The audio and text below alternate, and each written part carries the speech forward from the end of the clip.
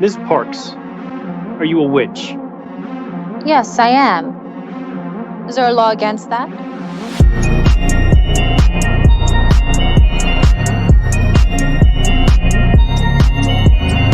Control yourself!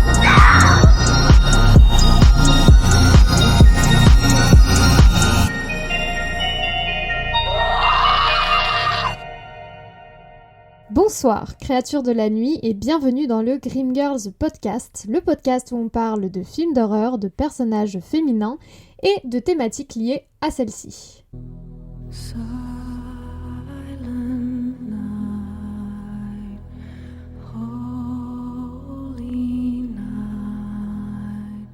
Ah, Noël, cette fête si chaleureuse, où se mêlent les rires, les chants et les discussions animées autour d'un bon repas. J'espère que votre Noël a été doux, que vous l'ayez fêté ou non, que vous ayez vu de la famille ou que vous soyez resté seul ou en plus petit comité. Ce n'est pas une surprise, j'imagine, mais pour le dernier épisode de l'année 2025, j'avais envie de vous parler d'un film d'horreur de Noël. Un genre à part entière, j'aurais tendance à dire qu'ils ont vraiment été lancés avec le film dont on va parler aujourd'hui. Tout est dans le titre. Aujourd'hui, on se penche sur Black Christmas.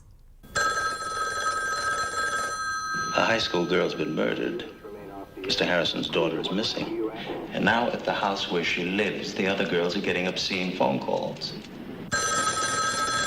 Yeah, what I've done is I've tapped this phone so that when it rings, it'll ring at the station house too. There was a little girl murdered over in the park tonight. Yes, I heard. Black Christmas est un film canadien de 1974 réalisé par Bob Clark, dont c'est d'ailleurs l'un des tout premiers longs métrages. Avant ça, il avait notamment réalisé d'autres films horrifiques, comme Children Shouldn't Play with Dead Things et Dead of Night. J'en ai vu aucun des deux, donc je peux pas vous en dire grand-chose malheureusement. Si vous les avez vus, n'hésitez pas à me le faire savoir d'ailleurs. Peut-être que j'irai les voir, qui sait. C'est Roy Moore qui s'est chargé du script de Black Christmas. Il est surtout connu pour ce film-ci, et je vous avoue, il a pas fait grand-chose d'autre depuis. Vous avez sûrement déjà entendu au moins une personne vous dire que Black Christmas c'est le tout premier slasher du cinéma. C'est sa réputation en tout cas, quoi qu'on en dise. Il est sorti en fait quelques années avant les classiques que sont Halloween ou encore Vendredi 13, qui continuent d'ailleurs encore aujourd'hui à lui faire de l'ombre. Alors qu'en est-il en réalité ? Mylène de Welcome to Primetime Beach aurait peut-être une réponse plus complète que moi, étant donné qu'elle est vraiment hyper experte du slasher, mais ce que moi je peux vous dire, c'est que Black Christmas, il a surtout fortement codifié le sous-genre du slasher avec ses différents éléments, comme le tueur qui téléphone à ses victimes, le setting dans une maison étudiante qu'on retrouve dans plusieurs autres slashers par la suite, un lieu qui est par ailleurs pensé comme étant safe par les personnages mais qui du coup ne le sera pas tellement. Le tueur masqué, en tout cas ici dont l'identité ne va pas réellement être révélée dans le sens où on ne connaît jamais son visage, ou encore le fait que les victimes soient jeunes. Alors non, techniquement Black Christmas n'est pas le premier slasher, il y a des films antérieurs qui pourraient être considérés comme tels, mais on ne peut clairement pas nier l'impact culturel qu'il a eu sur le paysage du slasher des années 70 et même 80. Le réalisateur lui-même préfère qualifier son film d'horreur psychologique, mais bon, on t'aime bien Bob, mais tu peux quand même pas nier l'évidence. Pour plonger en profondeur dans le genre du slasher, je vous recommande la vidéo « Pourquoi les films d'horreur sont si clichés » de la chaîne Bolchegeek. Ça vous parle en long, en large de ce genre horrifique, d'où ça vient, la renaissance du slasher ces dernières années, etc., etc. Bref, allez voir ça, le lien est en description de cet épisode. Revenons à Black Christmas de 1974. Puisque le film est considéré comme l'un des tout premiers slashers, vous vous doutez bien qu'il a atteint un statut culte. Dans le monde, il a rapporté 4 millions au box-office pour un budget de seulement 686 000. Honnêtement, c'est plutôt pas mal. Le film, il est aujourd'hui encore trouvable en DVD, en Blu-ray, même en édition collector. J'ai moi-même une édition de Metrodome Group, une maison de distribution qui apparemment n'existe plus. Niveau synopsis, on n'est pas sur un scénar hyper élaboré, C'est une histoire qui est très classique pour un slasher. On a un tueur dont on ne connaît pas l'identité qui va s'introduire dans une maison de sororité et va tourmenter les jeunes femmes en les éliminant une par une. On coche vraiment toutes les cases que je l'ai citées un peu plus tôt, donc le tueur, les jeunes victimes, le fait qu'il va les tuer à l'arme blanche, on ne sait pas qui c'est non plus. Ces codes, on les connaît maintenant parce qu'ils vont se retrouver dans littéralement tous les slashers, en tout cas une très grande partie. Mais vous vous doutez bien que si j'en parle, c'est qu'il y a plus que ça à dire, évidemment. Il y a d'ailleurs quelques-unes de mes followers qui ont pointé du doigt les différentes choses que je voulais développer. J'y reviendrai un peu plus tard pour clôturer mon épisode. Il est temps de parler de Black Christmas et de son côté progressiste auquel on ne s'attend pas forcément en lisant son résumé. Pour cet épisode, on va faire un peu différemment des autres fois. Là, je vais vous faire un déroulé du film, du début à la fin, en m'attardant plus sur l'un ou sur l'autre détail, ou alors sur l'une ou sur l'autre scène, plutôt que de parler des thèmes de façon générale, même si ça forcément je vais le faire, vous vous en doutez bien. Du coup, si vous n'avez pas vu le film et que vous n'avez pas envie qu'on dévoile ce qu'il s'y passe, je vous conseille de mettre cet épisode en pause, d'aller voir le film. Il est sur Shadows et d'ailleurs j'ai vu aussi que quelqu'un l'a uploadé en entier sur YouTube si jamais. Puis n'oubliez pas de revenir ici pour qu'on le dissèque ensemble. Voilà, c'était le petit disclaimer obligatoire, maintenant on peut passer au film. Le film s'ouvre sur un plan de la maison de sororité avec une chanson de Noël, au cas où on n'avait pas compris avec le titre que oui, on est le jour de Noël. Tout de suite, on va faire monter la tension alors qu'on se rapproche de plus en plus de la maison, jusqu'à ce qu'on switch en plan POV d'une personne qui essaye de s'introduire dans cette maison. Dans une position de voyeur, du coup, on va observer les jeunes femmes qui sont à l'intérieur, qui boivent, qui font la fête, etc. Tandis que nous, on est dans la peau de cette personne qui respire très bruyamment par ailleurs et qui réussit à rentrer dans la maison par le grenier en escaladant la façade.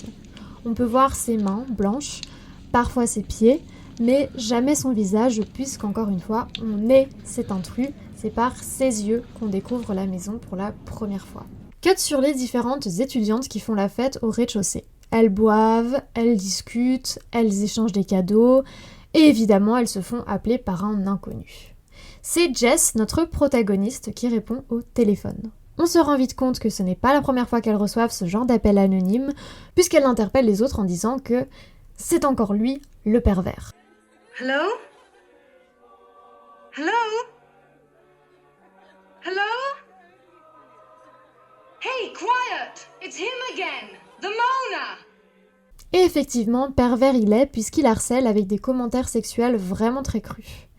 Déjà là, on est sur quelque chose qui est très ancré dans la réalité, malheureusement. Bien qu'aujourd'hui, on est plus sur l'envoi de messages que d'appels, le harcèlement sexuel via téléphone, online ou par SMS, c'est toujours quelque chose qui se produit de nos jours. Le basculement, il va se faire quand Barb, celle qu'on comprend comme étant la plus entre guillemets débridée, va lui répondre. Parce qu'elle essaye de renverser la dynamique de pouvoir en lui disant de la fermer, il passe aux menaces de mort. Oh, why don't you go find a wall socket and stick your tongue in it? That'll give you a charge. I'll stick my tongue up your pretty pussy. You fucking creep! I'm going to kill you. Mais puisque ce ne sont que des appels entre gros guillemets, évidemment, et qu'elles en ont déjà reçu des tas de ce genre, elles raccrochent et elles passent à autre chose. C'est un peu plus tard que le tueur inconnu fera sa première victime. Dès le début du film, on va nous présenter plusieurs personnages avec une personnalité et des enjeux plus ou moins construits. On a Jess, tout d'abord, qui est interprétée par Olivia Hussey, qui porte une croix autour du cou et donc on va assumer assez vite que c'est la Vierge, ce qui d'ailleurs sera subverti un peu plus tard dans le film. Elle fait attention aux autres étudiantes, elle s'assure qu'elles vont bien après avoir entendu les obscénités au téléphone. Elle a aussi un copain, Peter, avec qui elle aura un conflit. On a Barb, qui est jouée par Margot Kidder, qui est donc celle qui est un peu plus extravertie, qui est un peu plus directe et un peu crue dans ses remarques, mais qui s'entend tout de même bien avec Jess et les autres filles. Il y a aussi Madame Mac, pour qui l'alcool est littéralement une bouée de sauvetage. Le film va jouer avec le comique de répétition en la montrant dans presque chacune de ses scènes chercher une bouteille. C'est elle qui gère un peu la sororité, en gros, en y mettant de l'ordre, en tout cas un petit peu d'ordre, sans pour autant les empêcher d'être des ados, en fait. Donc en gros, elle va pas leur interdire l'alcool, les cigarettes, ni même les flirts. Elle estime d'ailleurs que c'est pas son rôle de leur interdire tout ça, et elle se moque d'ailleurs ouvertement de l'esprit qui est du coup moins ouvert du père d'une des étudiantes, celle qui est la première victime, qui s'appelle Claire. À partir de là, on va suivre en fait 2 intrigues. La première, c'est celle de Jess. La deuxième, c'est celle de la disparition de Claire. Ces 2 intrigues, elles finiront par se rassembler en un même point plus tard, mais à ce stade, c'est intéressant en fait de les séparer et de faire un focus surtout en fait sur le personnage de Jess, qui a donc son propre enjeu personnel. Pourquoi je trouve que c'est intéressant ? Parce que en fait ça permet de vraiment construire le personnage et de nous faire avoir encore plus d'empathie pour elle, on la comprend plus, il y a plus d'enjeux et du coup c'est pas une feuille blanche, c'est en fait un personnage qui est vraiment complexe et par ailleurs comme je l'ai dit, elle va vraiment subvertir les attentes qu'on pourrait avoir de son personnage. Je pense que c'est pas vraiment m'avancer de dire qu'à ce stade, on se dit déjà qu'elle sera la final girl, ou en tout cas qu'elle va vivre jusqu'au climax. On s'imagine donc, et la croix qu'elle porte renforce cette idée, que c'est elle qui sera la prude et que le conflit qu'elle a avec son copain, c'est du même genre que par exemple Sid dans Scream, d'ordre sexuel. Alors je suis pas en train de dire que Sid c'est du coup la prude, notamment parce que le fait qu'elle n'arrive pas à être intime avec son copain, ça a des raisons qui sont en soi totalement valides. C'est pas ça que je dis, mais plutôt on pourrait se dire Jess juste parce que elle a cette croix autour du cou, elle va pas vouloir avoir de relations sexuelles et que du coup c'est ça le petit point de pression entre les deux, mais pas du tout. Donc effectivement c'est d'ordre sexuel, mais c'est pas du tout ce à quoi on pourrait s'attendre. Jess, elle va en fait venir voir son mec Peter et elle va lui dire qu'elle est enceinte et qu'elle veut avorter. Petit point historique ici parce que je pense que c'est intéressant et même important de remettre le film dans son contexte. Aux États-Unis, en janvier 1973, la Cour suprême a pris une décision très importante qu'on a appelée Roe v. Wade.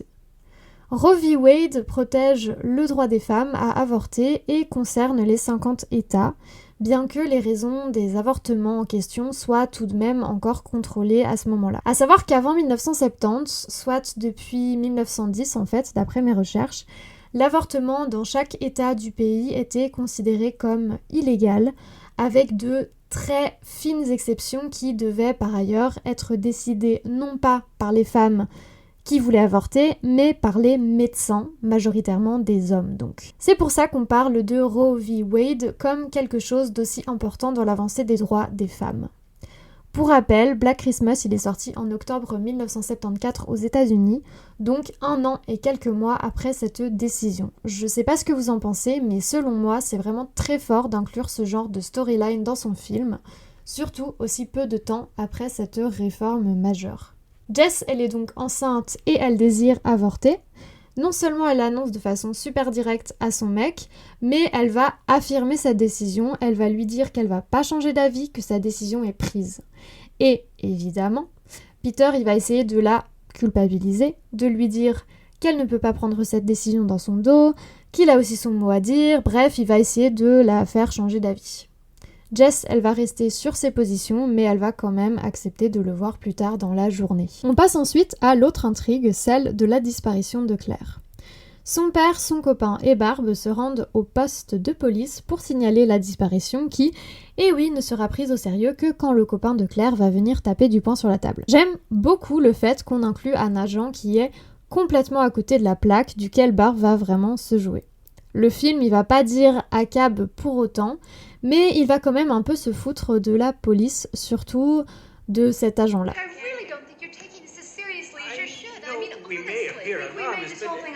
Hold it. Jeez. Could you just give it to me one at a time? Well, what the hell are you planning to do about it? You. Shut up. You know, for a public servant, I think your attitude really sucks. Il y a quand même un certain parti pris de montrer qu'ils vont tenter de s'activer en montrant un peu plus tard une scène de recherche au peigne fin d'un parc. Mais à la scène d'après, on nous rappelle que certaines choses ne sont toujours pas considérées comme importantes par la police du coup, puisque quand Jess va recevoir un énième appel menaçant, elle va appeler le poste et l'agent qui lui répond, Nash, lui dit que c'est sûrement un de ses copains qui lui fait une blague et qu'en gros c'est pas très grave, il y a des choses beaucoup plus importantes. Après avoir raccroché, elle se fait surprendre par son mec qui est entré dans la maison, je sais pas comment en fait, et qui lui dit qu'ils vont se marier. Même pas de demande en mariage NDR. Encore une fois, et c'est quelque chose que j'aime énormément avec l'écriture du personnage de Jess, c'est qu'elle va lui dire qu'elle ne peut pas déjà se marier parce qu'elle a des projets et qu'un mariage et un enfant, ça va pas coller avec ce qu'elle a prévu pour son avenir proche. Do you remember when we first met? You told me about your wanting to be a concert pianist. How it was your greatest dream. And I told you about some of the things that I wanted to do. I still want to do those things.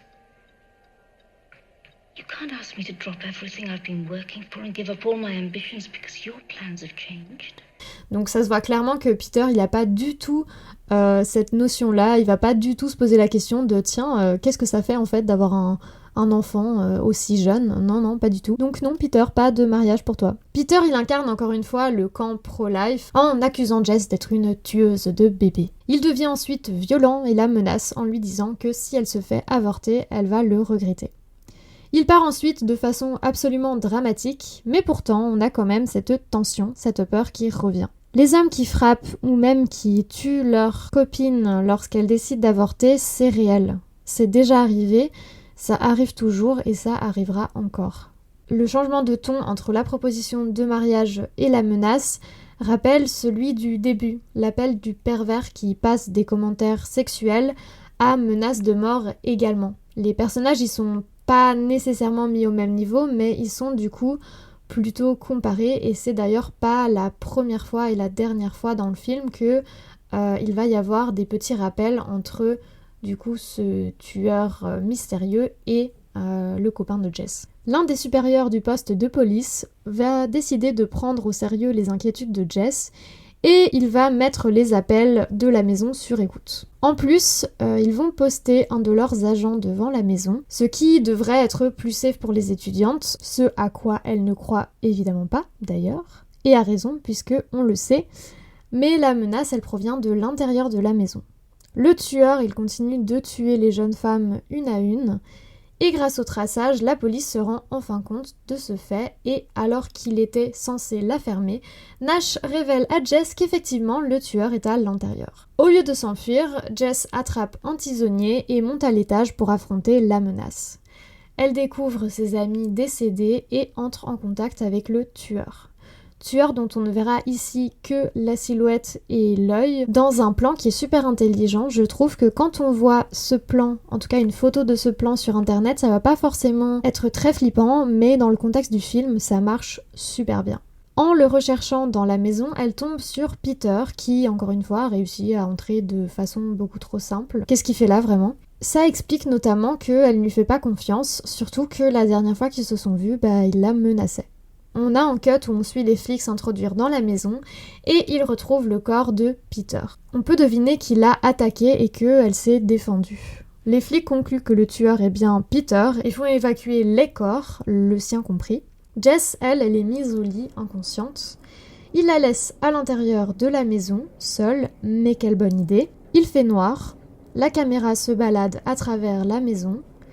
Le silence est perturbé par le bruit du vent qui souffle dehors et le bruit du pendule. On monte jusqu'au grenier où les corps de Claire et de Madame Mac gisent encore. La caméra traverse la fenêtre, dézoome de la maison. On retourne sur exactement le même plan qu'au début. Une maison calme, le silence, et puis le téléphone sonne. La fin de ce film, elle va pour toujours me hanter, je pense.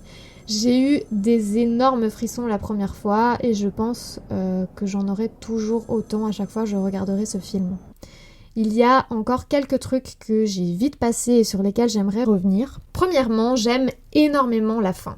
Une des menaces est neutralisée, celle de Peter, mais le danger, il va continuer de subsister. Je pense que le film, il exigeait en fait un tueur malsain, et qu'avoir le copain de Jess comme véritable responsable, ça aurait pas trop collé avec les schémas de l'époque, le fait qu'il faut absolument avoir un mec dérangé, pervers et un peu dingue qui soit le coupable, qui soit le tueur. Mais moi, j'aime bien voir les choses de cette façon. Peter, il a beau avoir été éliminé, il y aura encore et toujours un homme qui va rôder dans le coin, prêt à faire du mal. Si je vais encore plus loin, je dirais même que ce n'est pas parce qu'un des hommes a été arrêté que le mal s'arrête pour autant. Parce que le système, il continuera de produire des violences que la police ne voit pas, notamment parce que elle a même pas fait le tour de la maison, bordel, mais c'est quoi ces incapables? Bref, oui, c'est super pessimiste comme message, mais ça reste du coup terrifiant et ça fonctionne. Sur une note un peu plus légère, je voulais aussi dire que j'apprécie énormément que les jeunes femmes, elles s'entendent bien, en tout cas elles semblent bien s'entendre dans cette sororité. Alors oui, il y a des moments de tension entre elles, c'est normal, mais au final, elles s'entraident, elles sont là l'une pour l'autre, elles vont pas chercher à se décrédibiliser ou à ne pas se faire confiance, et elles ne se détestent pas inutilement. J'aime d'ailleurs beaucoup la scène où Barb se réveille en pleine crise d'asthme et où Jess va venir la calmer. Cette scène, elle est surtout là pour faire un misdirect en mode elle hurle et Jess se précipite, on s'attend à ce que Barb soit assassinée, mais en fait non, c'est entre guillemets juste une crise d'asthme. Mais je trouve que c'est quand même une scène importante parce qu'elle construit encore plus les personnages et la relation entre elles. Et du coup, même si elle dure pas longtemps, je la trouve quand même très belle. Je mets ce point en avant parce que dans le remake de 2006, on n'a pas du tout ce sentiment d'amitié. Alors oui, du coup, j'ai regardé les deux remakes et j'avais envie de vous parler un petit peu de cela. Voilà, donc dans le remake de 2006, elles ont toutes l'air de se détester. L'ambiance pendant la fête de Noël, elle est limite morbide, tellement tout le monde a l'air soit de se faire chier, soit de pas savoir ce qu'elles foutent là. Ce film-là, il est beaucoup plus occupé à essayer de nous présenter Billy, le tueur, en faisant de la psychologie de comptoir à la « Ma maman a tué mon père devant mes yeux, m'a enfermé dans le grenier et a profité de moi, donc maintenant je suis fucked up psychologiquement. » Parce que oui, faut que ce soit la faute des mamans. En plus, il y a absolument aucune tension, aucun mystère, aucun réel effort de dire que peut-être c'est un autre homme le tueur, ou même de faire un quelconque commentaire sur le fait que le danger il peut venir d'hommes qui n'ont pas l'air d'être des psychopathes. Il y a de la nudité en plus qui est pas forcément nécessaire, même pas du tout nécessaire en fait, ça ne marche pas. Le seul truc, c'est qu'il y a des lignes de dialogue tellement absurdes qu'elles en deviennent drôles, mais je sais même pas si c'était fait exprès au final. Ça goûte le poulet. Parce que c'est du poulet. Alors désolée, du coup j'aime pas démonter des films, ou peut-être un peu, ok j'avoue, mais là il y a vraiment rien qui va, tous les commentaires et les thématiques intéressantes de l'original passent à la trappe, et donc pour moi il y a vraiment rien d'intéressant dans ce remake. Par contre, celui de 2019 il est un peu plus intéressant je trouve. Black Christmas de 2019 est écrit et réalisé par Sofia Takal. Je vous le dis tout de suite, cette relecture n'a de remake que le nom. Ça sent un peu le projet dans lequel on n'avait pas confiance et du coup on l'a rattaché à un nom connu, soit il n'y avait pas de thune autrement qu'en le rattachant à un nom connu justement. Du coup sur le papier on n'est pas si loin que ça du scénario de base.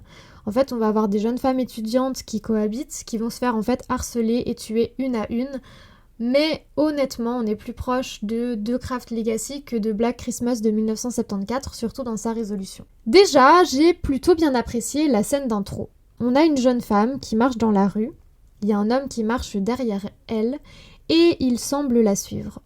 On a toutes connu cette situation, je pense, où la peur monte et va te crisper le ventre et où tu sors la technique des clés en espérant ne jamais devoir l'utiliser. C'est une tension qu'on n'arrivera jamais vraiment à atteindre à nouveau dans le film, ce qui est dommage, je trouve, parce qu'il y a de bonnes choses dans ce film quand même. Notamment le fait que les étudiantes, elles s'entendent bien et elles sont amies, ce qu'on n'avait pas dans le film de 2006, comme je l'avais dit. On a une vraie sororité entre les différentes jeunes femmes qui se soutiennent quand d'autres ne les croient pas. Au lieu des appels, on a la protagoniste Riley qui se fait harceler par message, Et comme un ode à l'original, la sécurité du campus ne croit pas véritablement qu'il y a un réel danger, lâchant même un « boys will be boys », donc en gros, ce sont des garçons, ils font juste une blague, comme l'agent Nash avait dit lui-même dans l'original. Ce que j'ai trouvé le plus intéressant dans cette version, c'est le discours qu'il porte sur les femmes victimes de violences sexistes et sexuelles.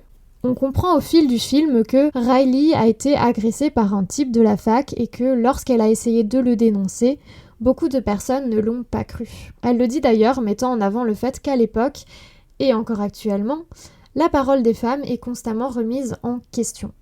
Je veux faire un point historique aussi, comme avec celui de 1974. Donc, comme je l'ai dit, le Black Christmas ici, il sort en 2019, soit en fait 2 ans après que le mouvement MeToo explose véritablement dans le monde entier. Je le rappelle, le mouvement MeToo, c'est un mouvement social dont le but est de mettre un focus et de donner une reconnaissance aux problèmes de harcèlement sexiste et sexuel, de manière générale aux violences sexistes et sexuelles, ainsi que du coup de dénoncer la culture du viol. Comme je l'ai dit, il a vraiment explosé en 2017 quand un hashtag a été lancé. En francophonie, on a un équivalent qui est Balance ton porc, qui continue d'ailleurs encore aujourd'hui et qui a eu un énorme impact culturel. Ce film, il est donc vraiment empreint de cette mouvance. Et donc c'est clairement pas anodin qu'il reprend l'histoire d'une jeune femme victime de viol et qui tente de faire entendre sa voix. Autour d'elle, des hommes la critiquent, balancent des not all men, alors que ses amis font des pétitions pour faire virer des profs problématiques et la poussent à reprendre confiance en elle après ce qu'il s'est passé. Cet arc, il est peut-être un peu trop vite exploité, mais je trouve qu'il reste tout de même intéressant, et j'avais envie du coup de le souligner. Le film, il va devenir un peu surnaturel, et pour moi, c'est ça qui va pas trop fonctionner et qui va être en détriment du film, du coup. En gros, au lieu d'avoir un tueur psychopathe comme dans le film de 2006, on a une sorte de secte de mascu qui contrôle les étudiants, un peu comme du coup dans The Craft Legacy. Ici, ce qui veut être montré, c'est comment une idéologie peut embrigader des hommes, même des plus jeunes, qui avaient l'air non problématiques jusque-là, et de les faire agir de la pire des manières. Seulement, le côté surnaturel, il va un petit peu déforcer ce propos, même si, bon, en vrai, j'aime bien choisir de l'ignorer. Ça rend les choses pas super subtiles, et comparé à la façon dont l'original propose de dénoncer les différents niveaux de violence, franchement, celui de 2019, il fait quand même pas le figure. Plutôt sympa, donc, il faut pas en attendre trop non plus, mais il est, à mon avis, pas aussi mauvais que certains le disent. Sa moyenne de 1,8 sur Letterboxd, elle est d'ailleurs, je trouve, pas du tout méritée. Franchement, il y a bien pire que ça, et ils ont des scores vachement mieux, par exemple celui de 2006. Il y a plusieurs choses qui feront plaisir ou qui va résonner en nous, surtout en tant que femme, je pense. Par exemple, dans le film, du coup, il y a une étudiante qui offre un sextoy à une de ses potes parce que, je cite, « Toutes les filles ont le droit de se faire plaisir. Slay ». Ou encore quand Riley fait comprendre à toute la fac que son agresseur est un gros loser. Pareil pour la scène de baston de fin où plein de meufs dégomment la secte de mascu, c'est magnifique. Je suis passée assez vite sur les remakes, mais c'est surtout parce que je trouve que le premier, c'est le plus intéressant. C'est aussi celui-là dont j'avais envie de parler le plus, mais je voulais quand même mentionner certains éléments sympas de la relecture de 2019. Je vous ai demandé votre avis sur Black Christmas 1974, et du coup, je vais lire quelques-uns des messages que j'ai reçus. Alors, nous avons Clélia de Musky Oil qui nous dit « Perso, j'adore ce film, surtout la couronne de Noël avec les mignonnettes d'alcool. » Alors effectivement, on voit en fait sur la porte de la chambre de Barb une couronne du coup avec laquelle il y a effectivement des petites bouteilles d'alcool. C'est un détail, mais je vois qu'il y en a comme Clélia ici qui l'ont remarqué. C'est vrai que c'est très drôle et pour le coup, bien dans le personnage de Barb, on a Delirium Deda qui dit « Pour moi, il a le titre du premier slasher. » On en avait parlé. Souvent attribué à Halloween à tort à mon sens, bien que j'adore Halloween, Black Christmas, c'est mon film de Noël par excellence, je l'adore. Bah oui, forcément. C'est le film de Noël, je pense, qu'il faut regarder tous les ans. Enfin, moi, je pense que je le regarderai tous les ans maintenant que je le connais. On a Luna de Wicked Dead Girl qui dit Mon visionnage remonte un peu. De ce que je me souviens, le film a un petit problème de lenteur par moment. Par contre, j'avais été étonnée de le trouver aussi féministe et progressiste sur la question de l'avortement pour son époque. Alors, les problèmes de lenteur, je les ai pas ressentis, mais je comprends très bien que tu aies ressenti ça et que peut-être d'autres le ressentent aussi. Et alors, oui, pour le côté féministe et progressiste, effectivement, c'est pas quelque chose auquel on va forcément s'attendre, comme je l'avais dit, et c'est plutôt sympa du coup comme surprise. Enfin, Gabrielle du podcast 2 salles, 2 ambiances a laissé un avis un peu plus long qui est aussi vachement intéressant. Alors, en gros, moi j'aime bien le film et je le trouve super intéressant aussi. Déjà, c'est un film qui a popularisé beaucoup de tropes dans le slasher et le cinéma d'horreur, sans parler du fait que c'est un des premiers slashers et que c'est la raison pour laquelle le film Halloween existe. Voilà, ça on l'a dit au début, le fait que Black Christmas a codifié énormément de choses pour les slashers à venir des années 70-80. Ensuite, elle nous dit « Ensuite, je trouve qu'il a une ambiance vraiment bien posée, avec une belle image et un ensemble cast un peu farfelu, qui rend le truc assez vivant et tellement 70s. Mais le truc que j'aime le plus dans le film, c'est les questions qu'il pose sur la représentation de la femme dans l'horreur. Déjà, c'est le 2e plus vieux film que j'ai jamais vu mentionner l'avortement, et en plus, il porte aucun jugement sur son personnage féminin par rapport à ce choix. C'est vrai que je t'ai pas demandé quel était le premier film dont tu parles ici. Voilà, donc si t'écoutes l'épisode, en vrai, hésite pas à dire lequel c'est. Je pense que, en tout cas, si je suis la seule à vouloir le savoir, voilà, mais ça peut quand même être intéressant pour les autres. Je reviens au message. Elles sont moquées pour certains excès, mais ces excès-là, comme l'alcool, ne sont pas genrés. On a aussi un tueur en série très particulièrement misogyne dans ses seules paroles du film, qui attaque des femmes. Mais pour autant, c'est pas le cliché où la virginité va sauver l'héroïne pure. Au contraire, c'est la meuf enceinte, hors mariage, et qui veut avorter, qui survit le plus longtemps. Et j'ajoute aussi que dans mes souvenirs, les flics servent pas à grand chose, et ça c'est réaliste, donc voilà. Effectivement, il y a beaucoup de choses que Gabrielle dit du coup, beaucoup de choses dont on a parlé en fait dans cet épisode. Son message, il résume en fait assez bien mon avis sur le film, et vous savez quoi, je pense que il conclut quand même assez bien cet épisode. Donc merci Gabrielle, et merci à Luna, à Delirium Deda et à Clélia pour avoir donné un petit peu vos avis. Voilà, c'est tout ce que je voulais dire sur Black Christmas. Ça faisait vraiment longtemps que j'avais envie de parler de Black Christmas, du coup voilà, c'est fait, et en plus c'est le dernier épisode de 2025, donc c'est très bien. Je vous donne rendez-vous en février 2026 parce que non, il n'y aura pas d'épisode ce mois de janvier. Je vais faire une mini pause, ce qui ne veut pas dire que je vais pas travailler sur le podcast, et d'ailleurs je prévois plein de choses sympas, donc suivez ma page Insta pour des petits updates. Merci pour vos écoutes et votre soutien, et à bientôt.